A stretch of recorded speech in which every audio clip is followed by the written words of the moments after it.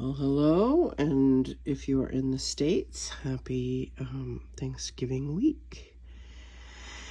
And if this is not a holiday you celebrate, then we'll just focus on the word gratitude. Grateful, gratitude, be kind. Grateful, gratitude, be kind, be humble. These are programs. Some of them are better than others. Look at, how they're used to control you, though. Have my protection candle, have my Psalm 23, got my little love thing, and Archangel Michael, and a little bit of a planet of some kind. So, I will say, and also have a Bible nearby. So, it's actually, we're covering all the bases here. We are covering the bases here. So I want to look at the word gratitude.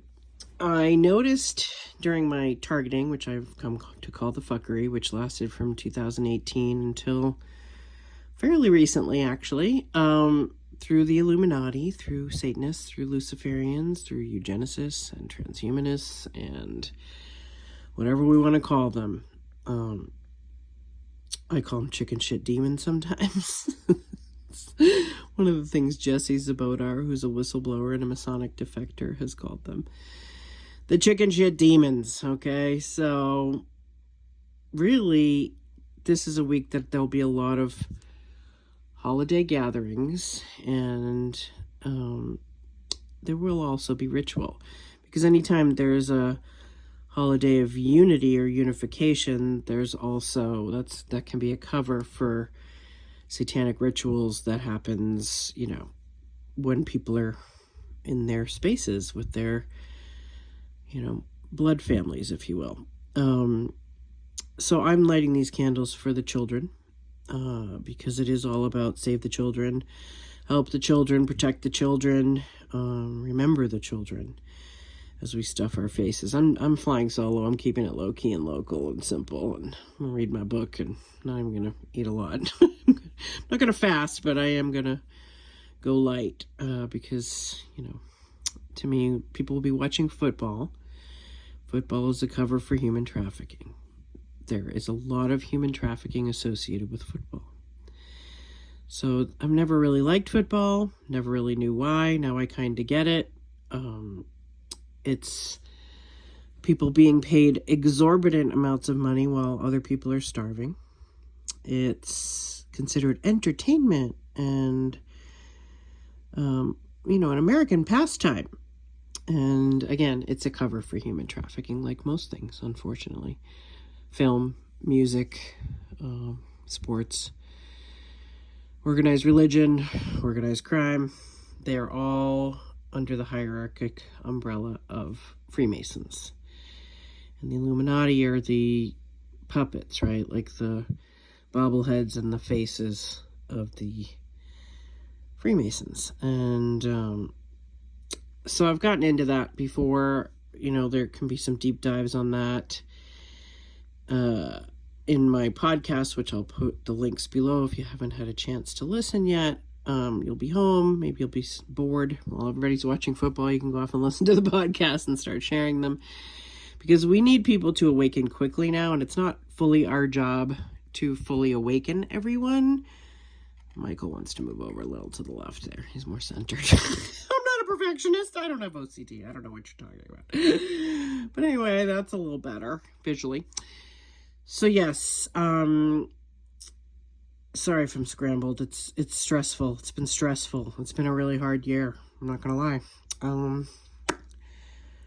I've come to the conclusion and the awareness that I may never fully heal from some of the things I've experienced in the last 7-8 years. Or the last 53, if I'm honest. But I do still keep, those silver linings, some humor. Have decent friends in my life who I know are not, worshiping Satan and hurting children. So that's nice. That's a nice thing to have that be a known factor. That the people in my immediate circle have never and would never hurt a child for any reason. Maybe they've said some hurtful things to children or lost their temper or their patience. That's about the extent of it. They are not raping them on altars in ritual. So that's a new standard for, hey, when you pick your friends, pick people who are not profiting from human trafficking. You know, that seems like a baseline.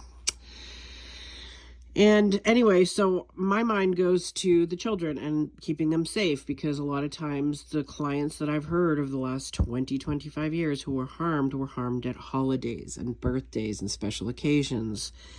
So don't leave children alone with the uncle, the, friend, the stepfather, the unknowns, or even the knowns, the grandfathers and the fathers. Just don't do it, And women can be in this realm too, and really are quite a bit. So it isn't just about, if he has a penis, don't leave your kid alone with him. No, it's if you get an uncomfortable feeling about anyone around your children, do not leave them alone with your kid, because it's one of those things that once a child's been harmed in that way, their innocence is shattered, their psyche is shattered, their soul is fragmented, and sometimes they just don't ever heal. A lot of times they end up on drugs, alcohol, and in tent cities. Cast off, exiled, black sheep. The family crazy one, the scapegoat. So I just want people, as you're getting ready for like a feast, to remember that these creatures feast on children. And that is what they do. Why am I saying this? To be a bummer, to ruin the holiday, to be dark, to be paranoid, to be, difficult. Nope. I'm saying it because if we have that awareness, then we will get to a world where we don't have to think this way. We don't have to consider who's safe, who isn't, because the world will be itself very vigilant and very active and proactive in protecting children and preventing child harm. And the wholesale profit of that these celebrities and A-listers and royals and megachurch pastors and professional athletes have all partaken, because if you know their name, they are in the game. And to them, it is a game. It's a very sick game. It's a very twisted game. Their dopamine centers have been burnt out from adrenochrome use.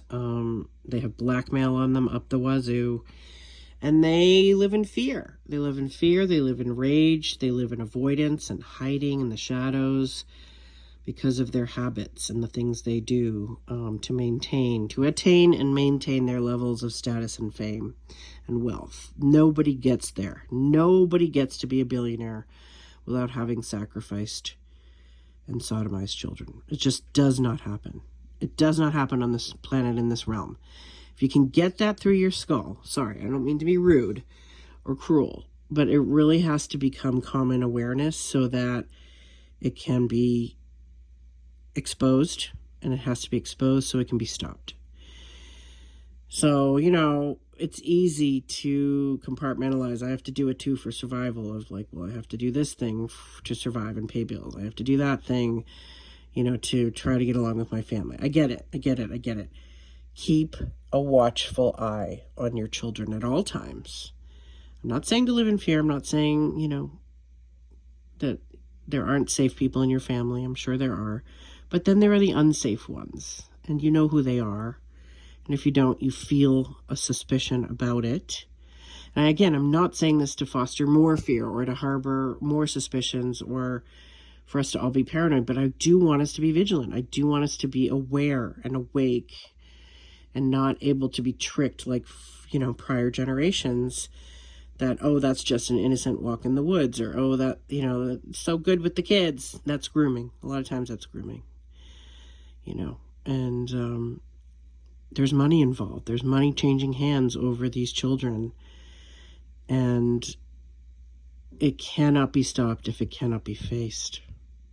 And it cannot be faced if we think that their silence is okay. It's not. It's a confession. It's complicity. It's evil. Okay? So if we turn evil around, in this case, evolve, love, evolve from evil to love, And those who love genuinely from the heart, from their spirit, from their soul, from Creator, given connections that were not sold out for trinkets, those who actually love will keep children safe at the expense of their own ego, their own safety, their own wealth, their reputation. They will now take up the mantle of creating a better world for children and taking accountability and responsibility for ways that they did not do that in the past. I believe anyone can be healed, anyone can be forgiven, anyone can have compassion and empathy. That said, there is a vast, vast system of child harm that happens on this planet, in this realm. I don't even know if it's a planet anymore. It feels like a realm. And it's got a lot of mixed vibrations. It's got the good, it's got the evil, it's got everything in between. But what I really want today's message to sink into your head and heart, and for you to process it, and if you have to cry, if you have to go scream in your car, to keep children safe no matter what. No matter whose feelings it hurts, if people get offended, that you are saying, no, I'm not going to, let you go off to the store for that extra can of cranberries with your uncle. No, I'm not going to leave you alone in a room with your grandfather. No, we're not going to, fill in the blank. We're not going to allow any of those sneaky, slimy behaviors to continue. Because again, I have now counseled thousands of people who were hurt at holidays.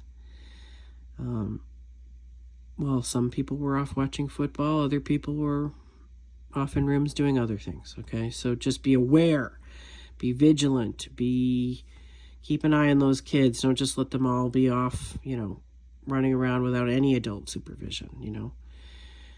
It's super important for us to change the culture, change the story, change the narrative, change the vibration, and change the world by absolutely putting children first for a change.